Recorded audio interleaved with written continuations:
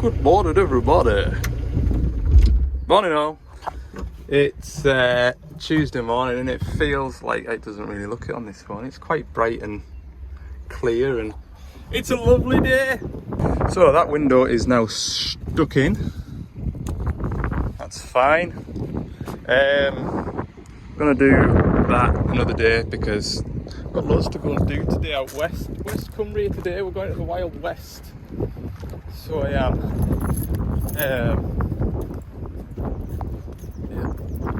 Don't know what else to add to that, really. Let's go out west. Well, by the way, I was just walking across the yard, and this fella here said, "Hey, it's Ali's Digger Diary," and we've got to talking, and he's got a YouTube channel. What's it called? Mr. Yummy. Mr. Yummy, right? So this fella here is an Agri valeter, Agri Cleaning Solutions. I'll put the link to his YouTube channel down in the description. Go and check out. He's just starting out, and I was saying to him how the first 6 months is a real drag. So if you want to see what this fella gets up to, it's not just all class tractors, is it? No, we do everything agricultural. We take on anything horticultural, agricultural, just anything big machinery wise. We'll tackle anything. There you go. And also, I know a lot of you are machinery operators and owners, as well as from the agricultural side as well. So if you want nice fresh tractor for the spring silage, combine and whatnot, guys, you man, just diggers for us as well occasionally when I can't be bothered. We get them looking yummy. Yeah. Right, nice one. We'll see you in a bit. Thank you, Ali. All right. So let's go out West Cumbria. Hey, I was having a laugh last night, and I'll tell you the reason why I'm going to tell you this brief little story. I've just seen the state of one of my boiler suits in the back of the van, and I remember the last time I washed a boiler suit at home, I got a hell of a chewing for making the house smell like diesel. Anyway, I got home last night and my wife says, "Oh, the washing machine doesn't seem to be like spin drying the clothes. Everything's coming out of the washing machine like dripping wet. I think we need a new washing machine." I thought, let's have a look at it. I'll have a look at it. I'll have a look at it. I can turn my hand to washing machines. Anyway, I went to the filter and I opened the filter, and all this water came flooding out. So I'm like, well, the water can't get through the filter there, can it? And the filter was blocked up with stones. I don't put stones in my pockets, and I'm not talking like big lumpy rocks. I'm talking like gravel, like that down there. And then I got to thinking, the boys, the kids have these all-in onesies, waterproof onesies for when we're out in the lakes and fell walking and things, and sometimes they like to grab stones as they're walking to put onto the top of a hill when we get to the top and stuff. And I think somebody's been filling the pockets of the onesies with these bloody bits of river gravel, and when I pulled this filter out, all this gravel just went all over the utility room floor, and I just had to laugh. I thought, I'm not the problem in this household with this washing machine, but I don't know where they get it from. Hey, you have to laugh, you do. Anyway, without further ado, Wild West, let's go. Right then, West Cumbria. It's a bit greyer out here, but never mind. So, this DX10 micro digger won't start, but it's got this keypad immobiliser thing, and customer reckons it's got or had water in it. It's totally dead. So, customer reckons it's the immobiliser, so I have a new one. I think first I want to check battery voltages, because it could still be a problem with that plug down in the bottom of there. Because if it looks like the immobiliser is getting something. It's got a little green light there, hasn't it?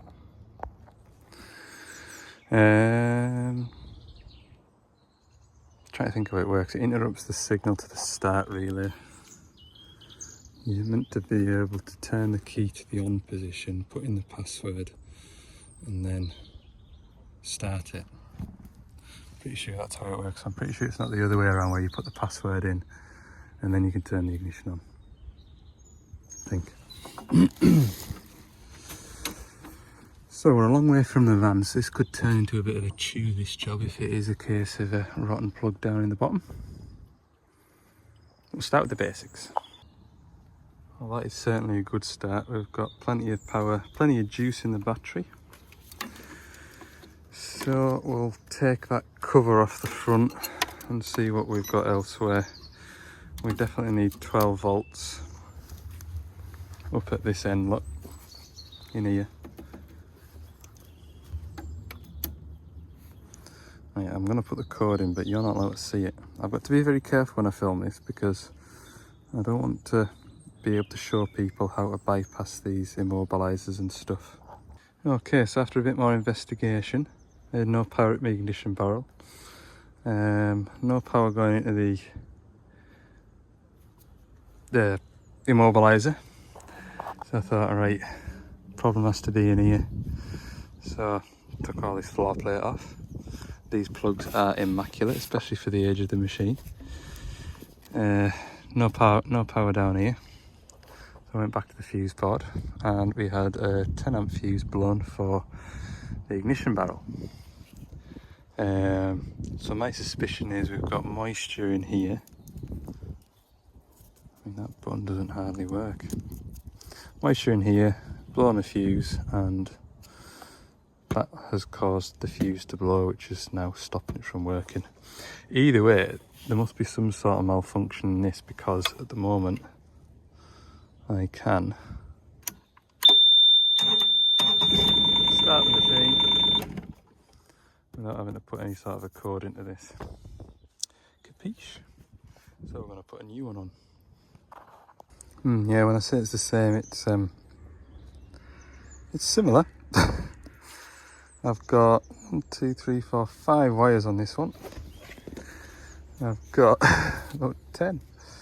2, 4, 6, 7, 8, 9. Presumably I don't need all of these. It doesn't come with any instructions as to what does what. I'm going to have to drill more holes in the dash because I don't even think I'll get all of that down in there.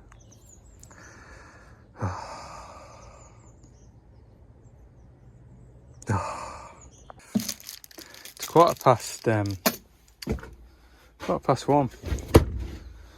and I've got the wiring kind of just like spun together just to try and get it to work. I've got it to the point where when you press the buttons on the keypad it makes a beeping noise. It doesn't come with any sort of paperwork with fitting instructions, so I don't know what wire does what. So I'm just going by the same wire colours as what I've taken off. And then don't know what the factory code is to blink and get it going. There'll be a factory code and then it'll beep so many times and tell you to put in your own code, and then click the tick button and it'll accept it, and that's it. I don't know what the factory code is to get it into the programming mode, and it won't. No idea. Okay, it's 2 o'clock. A man from the internet told me all the certain stuff you need to do to get that. Where is it now? Sent me a PDF via WhatsApp, and you would have never have guessed the factory code and the procedure on how to set that up. So it baffles me how they didn't even send instructions with it. How are you meant to know? I don't know, don't understand it. But anyway, that's all done. Yeah, there was 4 folk hovering over me while I got that finished, so I just got on with my job. Right, 2 o'clock. It's a lot later in the day than I expect it to be. So I'll head down to, heading back the way now. Service a 5.5 tonne DX55. I've got that to service. I guarantee you, on a building site, I'm going to be in somebody's way at some point. And I'll have to move the van. But I can work here. I don't need to be right next to the machine. I could just do it not being a 5-minute walk. So, 500-hour service on this dig today. The sooner I get this done the better, because it's a lot later in the day than I want it to be. Got one more digger to get to today, then I'll be happy. All the out west job's done.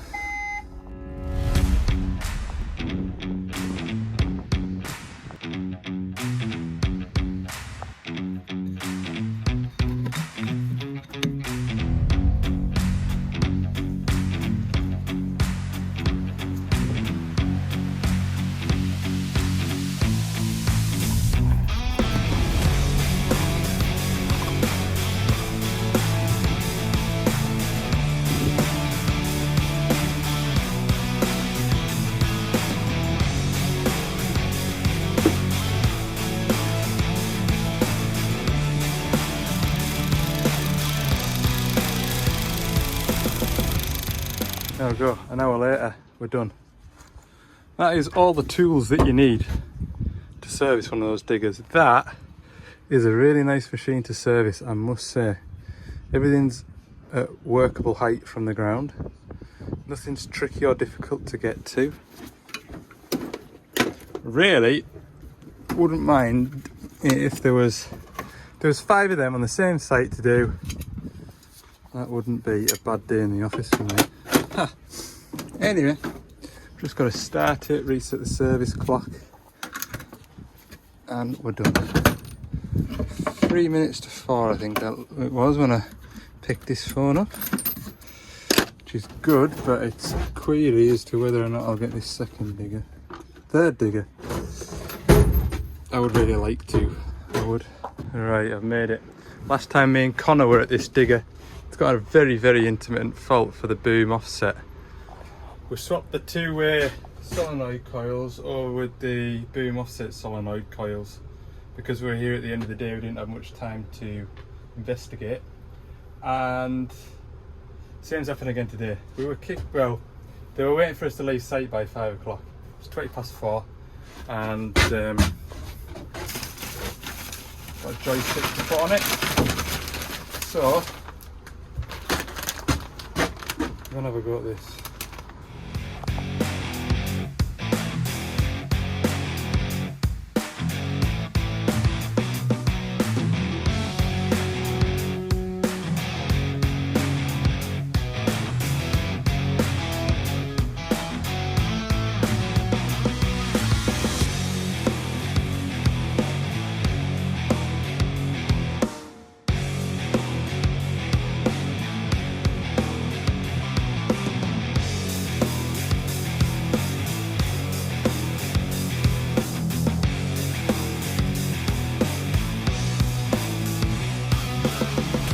So I had till 4:45 to get finished. It's 4:45. I've done very well. I'm very pleased that I've done that. I remember last time it was 4:45, 4:45. They were chesting us out. Dear. Anyway, I've just done a function check. Everything on that joystick works as it should, and even check the quick coupler, because obviously that button there does the quick coupler. Everything is working, so I'll lock this machine up now, get out of here. Gone are the days where you can just snap as that padlock shut when you leave, pal, and that'll be grand. Just take your time. See that blue thing over there? 5 o'clock that becomes live, and any movement on the site, apparently it immediately phones the police. I think that's what he was saying. So you literally do have to be off site by 5, otherwise you'll end up explaining to the police why you're kicking about at this time of day for. Because I've got work to do. What do you think? What do you think I'm kicking about a building site this time of day? Flat out, boys. I'm flat out. Oh, sorry, son.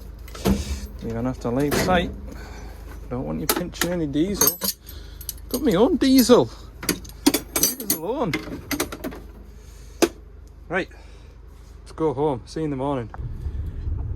I nearly said Tuesday morning, it isn't, it's Wednesday. I'm heading down to that quarry that I got turned away from last time. They're expecting me today. The 380 has not only got coolant leak now, it's also got an issue with the hydraulics. So that machine is down. What else can I tell you? Oh, my side door. I didn't want to open this morning, so I've had all that gubbins apart. Don't know what I did, but it just opened. So that's going to be entertaining. Anyway, we'll get onto this road. I'll see you in an hour or so. Not allowed it. Not allowed in again. When I spoke to our customer yesterday, towards the end of the conversation, I said, can you make sure that your customer knows that I'm coming? Because when I turned up last week, they didn't know I was coming. They didn't know there was anything wrong with the machine. And it was a problem to get me inducted onto site. And yeah, no bother. I said, I'll be down about 9:30, 10 o'clock, I said. Pulled in there at 20 to 10. Went into the office. Hello, me again. Oh, what are you doing here? Hang on. Come to do last week's work and evidently it's got another problem. Oh, well, it's the same script as last week, I'm afraid. So, likely their customer didn't know that I was coming. So yeah, big problems. So I'm pleased I put a couple more jobs on the back of the van, just in case I got finished at this spot and I had an afternoon free while I'm down this way. I've got a couple more jobs I can go and do, and I mentioned that to them. There is a chance I can swing in on the way back and do my induction. The problem there is if I'm turning up there at 3 o'clock in the afternoon, by the time I've done my induction, they'll probably want to shut shop and go home.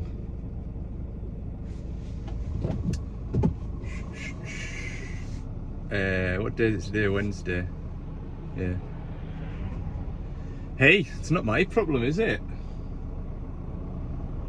I've only really wasted 5 minutes coming off the motorway and coming back onto the motorway.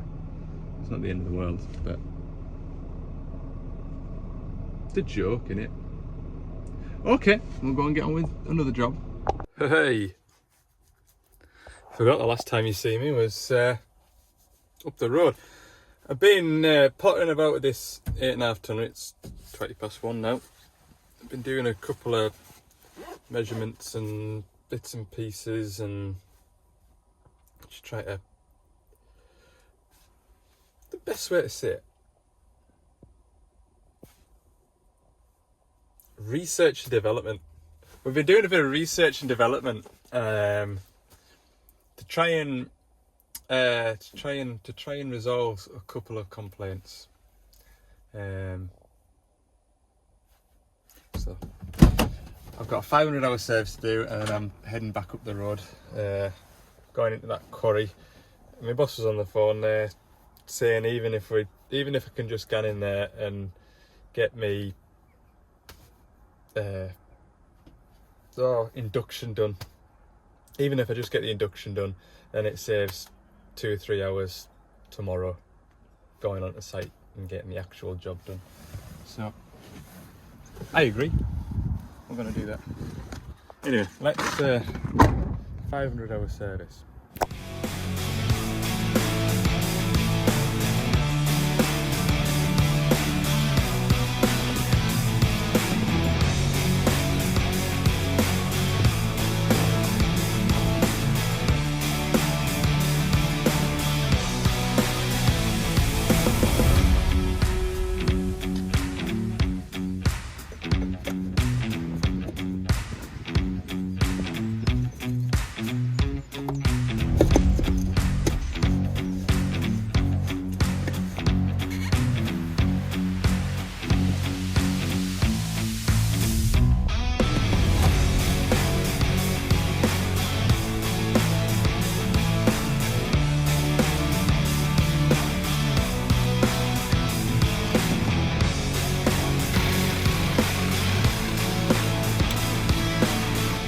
when we're done.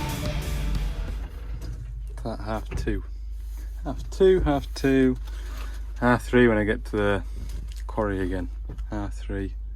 Yeah. Half three, 3:45. I ain't gonna see any big diggers today, am I? That's a sign that I'm in.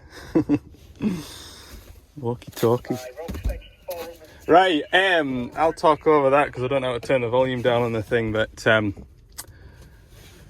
let's go and find this 40-ton digger and see what's wrong with it. Right, 380-7. Couple of problems. It's very windy up here today.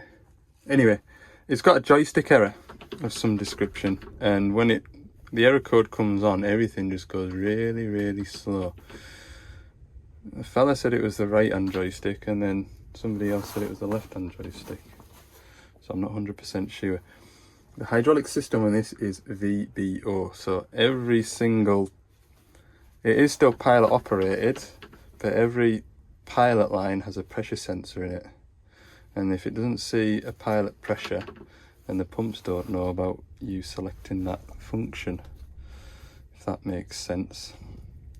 So I think we might have a pressure sensor on, but it's an intermittent problem.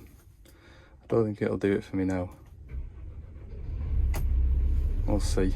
We'll see. I'll do a bit of fiddling about, and then oh my word, why does everybody phone me this time of day? Somebody from Leighton Buzzard. I don't even know where that is. I've got it to do it. I was on the phone to somebody as well at the time, so I was trying to talk somebody into a service menu to read an error code to me, while this machine popped up saying lever 2 failure, something like that. And when I went to the real-time error codes, it was the boom up pressure sensor, and sure enough, with the pilot lever in the up position like that, went to go and pull the lever up and it didn't do anything. But what I was doing while I was on the phone was looking at the flow control lever voltages, which are good. And so I was playing around with this thumb wheel, and all of a sudden this error code came on. And I'd love it to come back on just so I can get video footage of it doing it. Because it is just like somebody's taking the dead man lever away from you. You can't lift the boom up. But it's one of those pressure sensors back behind the cab. That's why I've got that door open. So let's go and have a look for the boom up pressure sensor. There we go, that's what my screen looked like, and then it asked me if I wanted to go into emergency operation mode. And I said, I don't think so. I just want to finish this phone call, and yeah. So anyway, we've got a troubleshooting guide for it, but let's just go and check those plugs there. There we go, so I can generate the error code.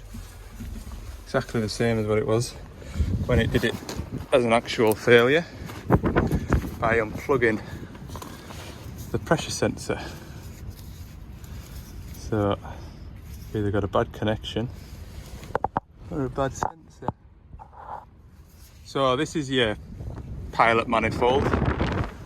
You've got all your pilot pipes coming into this block here, and you would on any digger, whether it's VBO or not. Your 225s now, they're VBO, your 210 aren't VBO. What is VBO? It's a bit like an automatic gearbox in a vehicle, as opposed to without VBO is your sort of manual. It makes the machine a lot smoother. It puts power on demand as and when the machine needs it, rather than it being there all the time. Makes it fuel efficient, but it is a bit more complex. So without this sensor, the machine doesn't really know. I've got one of them sensors on the van, look.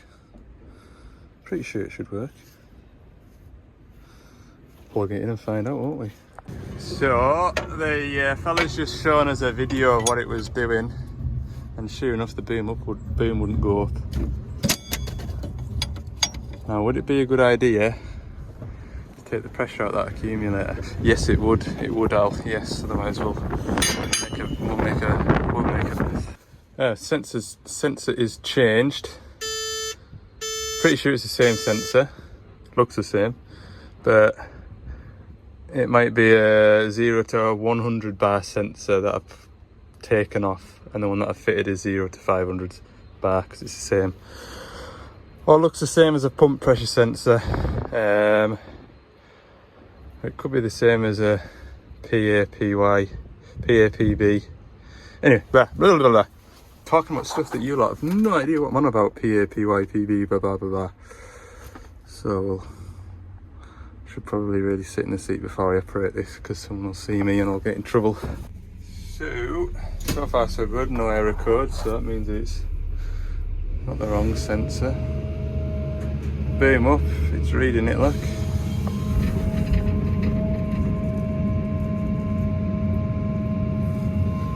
That's jolly good. Was it a bad sensor or is it bad wiring? It's intermittent.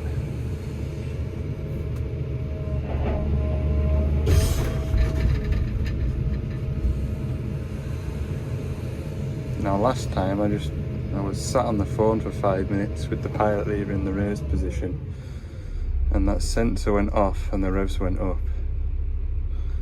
So I'll just sit for 5 minutes now. Still hasn't done it yet.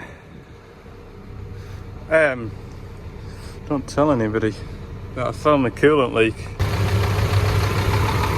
See how it's damp in there? I'll take you up to the engine bay now, and if you look in the bottom left corner you can see coolant. The engine's still running, so it will be noisy.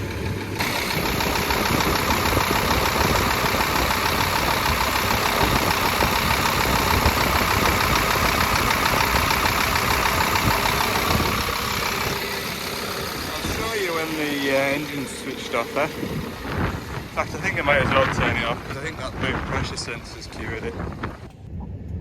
There you go. Plain as day. Ha! Good. There is a big radiator hose down the bottom there as well, so I'm going to take that belly plate off and just double check that it's not a stupid Jubilee clip before I order a big expensive radiator. This is all... yeah. This whole radiator is coolant, isn't it?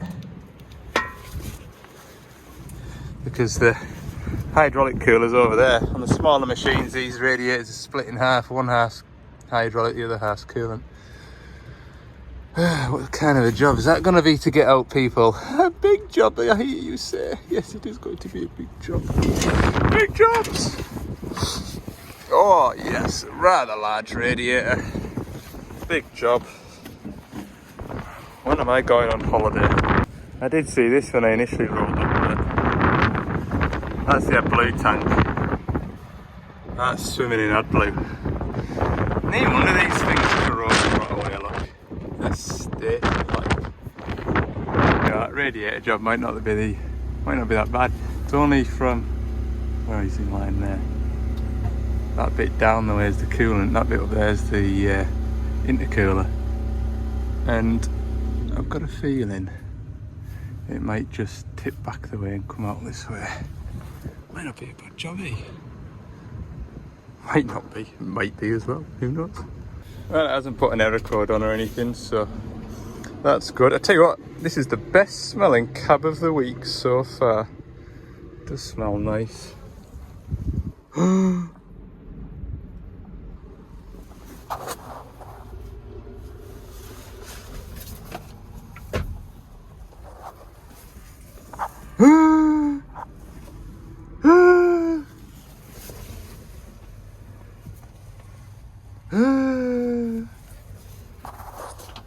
Is it a coincidence?